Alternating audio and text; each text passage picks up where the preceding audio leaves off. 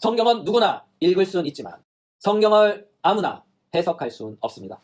왜냐하면 성경은 하나님의 영감으로 기록되었기 때문이죠. 디모데후서 3장 16절 모든 성경은 하나님의 감동으로 된 것으로 교훈과 책망과 바르게 함과 의로 교육하기에 유익하니. 이 구절에서 하나님의 감동을 주목해 보셔요.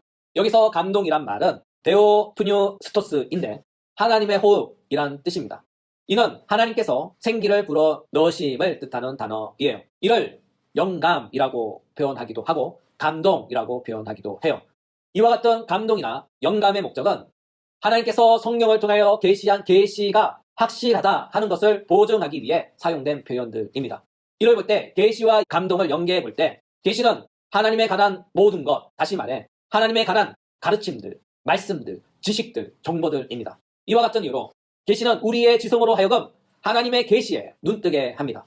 우리의 지성이 하나님의 계시에 눈뜨게 하심으로 우리의 마음이 새롭게 되는 거예요. 또한 영감은 하나님의 관한 가르침, 말씀들, 지식들, 정보들이 하나님의 참 계시임을 보증하게 하고 확신하게 합니다.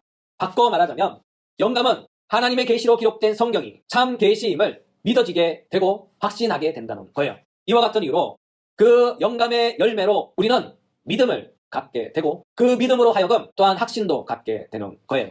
쉽게 말해서 우리가 말씀을 들을 때 이 말씀은 하나님의 말씀이구나 하는 그것이 저절로 믿어지는 거예요. 의심 없이 받아들이게 되는 거예요. 그래서 영감이 하는 역할이 그런 거예요. 하나님의 계시를 들으면 성경을 읽으면 그 말씀이 한치의 의심도 없이 하나님의 말씀으로 그대로 순수하게 믿게 되는 거예요.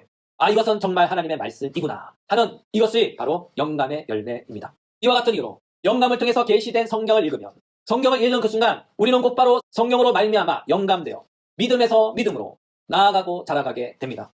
그렇습니다. 성경은 하나님의 감동으로 기록되었기에 기록된 성경을 읽으면 읽는 그 순간 우리 자신도 성경을 통하여 하나님의 감동에 사로잡히게 됩니다. 그리고 하나님의 감동에 사로잡혀 하나님의 말씀을 읽을 때 그 말씀이 우리에게 살아있는 말씀이 되며 활력 있는 말씀이 되는 거예요. 이와 같은 이유로 성경은 살아있는 하나님의 말씀입니다. 성경은 하나님의 영원한 말씀입니다. 성경은 하나님의 신령한 말씀입니다. 따라서 우리가 성경을 읽으면 살아있는 하나님을 만납니다. 우리가 성경을 읽으면 하나님의 감동에 사로잡힙니다. 우리가 성경을 읽으면 우리에게 말씀하시는 하나님을 만납니다. 그러므로 성경은 하나님과 그리스도인의 친교의 장소, 만남의 장소입니다. 성경은 하나님과 그리스도인을 묶는 은혜의 끈입니다. 성경은 하나님의 음성을 우리에게 들려주고 성경은 하나님께서 우리에게 쓰신 편지로 우리가 인식하게 됩니다.